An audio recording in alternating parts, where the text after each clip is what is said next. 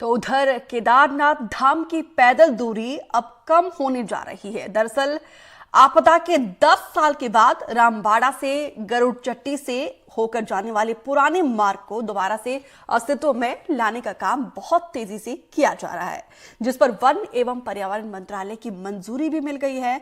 और इस पुराने पैदल मार्ग के तैयार होने पर यात्रा की दूरी और समय दोनों ही कम हो जाएंगे।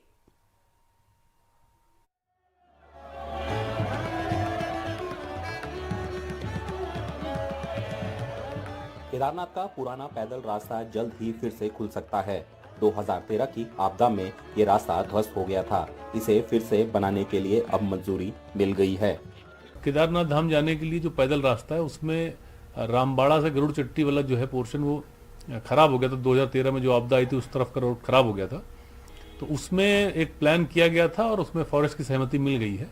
तो उसमें काम स्टार्ट करने की कार्रवाई गतिमान है। इसमें टेंडर किए जा रहे हैं। पुराने पैदल मार्ग को कैसे बनाया जाएगा और ये मंदाकिनी के कितने ऊपर होगा, इसके लिए ये नक्शा देखिए। ये देखो, ये भीमबली है और ये वाला पोर्शन रामबाड़ा वाला इलाका है।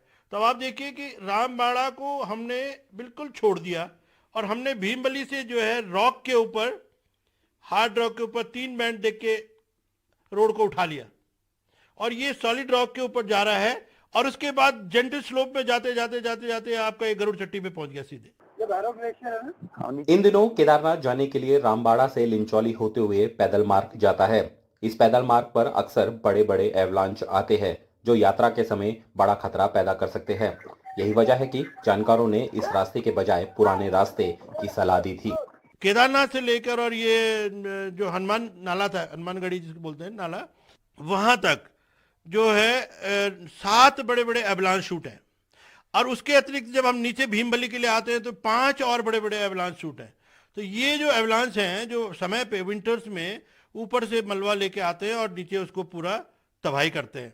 तो ये रूट में जब भी कोई यात्री होता है तो वो सुरक्षित नहीं होता। पुराने पैदल मार्ग में गरुड़ चट्टी आता है, जिसका जिक्र प्रधानमंत्री नरेंद्र मोदी भी कर चुके हैं। उनका गरुड़ चट्टी से आध्यात्मिक नाता रहा है।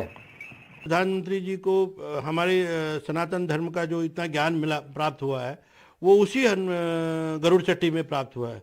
और आप ये मानते हैं कि जिस चीज़ को हम अपना गुरु मानते हैं, जिस उसके प्रति हमारी एक विशेष श्रद्धा होती है, और लिहाजा उन्होंने सोचा कि इस जगह को दोबारा से पुनर्जीवित किया जाए। अन्यथा वो तो बिल्कुल कट ऑफ हो गया था, तो अब उससे जो है वो रास्ता जुड़ेगा। श्रद्धालु भी सुरक्षित रहे और प्रकृति भी सुरक्षित रहे, इसके लिए ही पुराने पैदल मार्ग को तैयार किया जा रहा है। पुराने पैदल मार्ग को फिर से बनाने के बाद केदारनाथ धाम की दूरी 4 से 5 किलोमीटर कम हो जाएगी, जो श्रद्धालुओं के लिए एक बड़ी राहत की खबर है।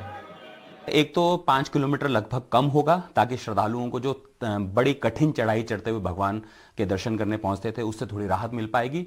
दूसरा, भविष्य में चूंकि जो साउथर्न फेस है जहां पर अभी लोग दर्शन करने के लिए पैदल जाते थे, उस जगह पर एवलांच है यानी ग्लेशियर जोन है और ग्लेशियर जिस तरीके से बढ़ रहे हैं धीरे धीरे, क्योंकि इनका एक प्राकृतिक उनका वातावरण होता है, तो ऐसे में उनको नुकसान ना हो, लोगों को नुकसान ना हो और प्रकृति भी बची रहे। यही वजह है कि दोबारा से जिस रास्ते से पहले जाया करते ठीक उसके ऊपर एक अलाइनमेंट करके रास्ता बनाया जा रहा है, जो कि भविष्य में आने वाले श्रद्धालुओं के लिए भी तो कम से कम सुरक्षा दृष्टि से होगा और उनकी थकावट वाली जो चढ़ाई है उससे भी थोड़ी निजात मिल पाएगी।